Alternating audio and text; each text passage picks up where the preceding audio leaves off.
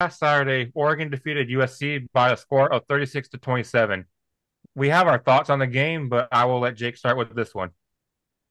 Yeah, this USC defense, well, we talked about it a few weeks ago. USC doesn't really have a defense, and Oregon proved that this past week. Bo Nix going for 4 touchdowns, um, throwing for 4 touchdowns and over 400 yards.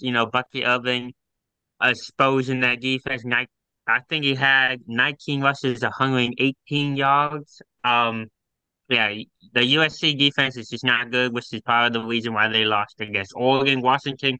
I believe they have 4 losses this year, 3 losses, if I'm not mistaken. USC, I believe, has three, If I'm I not believe. I mistaken. believe.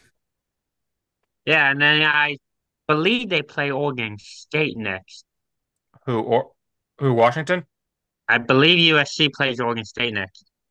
Washington plays Oregon State this upcoming Saturday. All right. And then yeah, USC. The biggest talking point is USC does not have a defense. Bo Nix is the Heisman favorite. Evan. So actually, I think USC played a pretty good game. I mean, or think of the teams Oregon scored against this year. They've went crazy against Colorado, Cal, of course. That body bag to open the season where they scored 80. But 37. That's not terrible. I think this was about as good of a game as USC could have played. Or 36. My bad though. That's what the score was. But USC they hung around. It was a one score game in the third quarter. Oregon did just enough to win the game. But really, the story out of this is Bo Nix. He now, we were talking about the Heisman last week, where we were saying, well, nobody's really breaking out. At least my answer was nobody's really broken out. So maybe just by default, they're going to give it to Marvin Harrison Jr., right?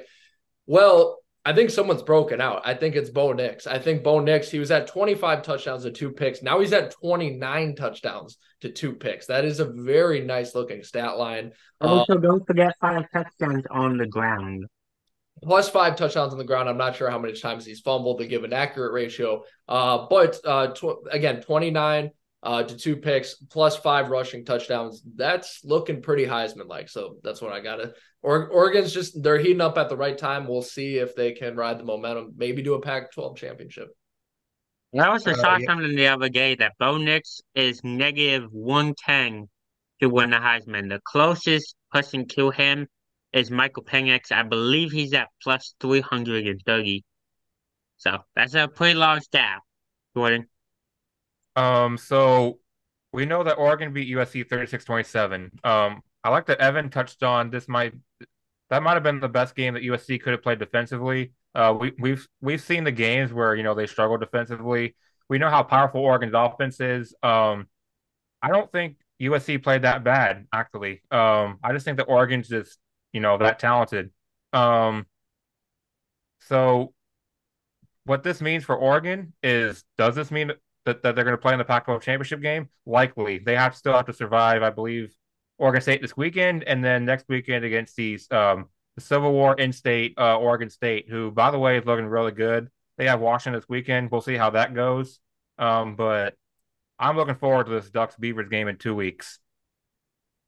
Where is that game? Because that's very interesting. Yeah. It is at Oregon. Okay, at Oregon, but that's still going to be a game, especially, Oregon State's going to get their little taste. Me and Jordan have already talked about this with Washington at home. I'm hesitant that they're going to win that game, but even if they make that competitive, that gives them momentum to face Oregon, which is their ultimate competition. They're leaving conference. This is it. This is their last chance to punch them in the nuts or whatever you got to say.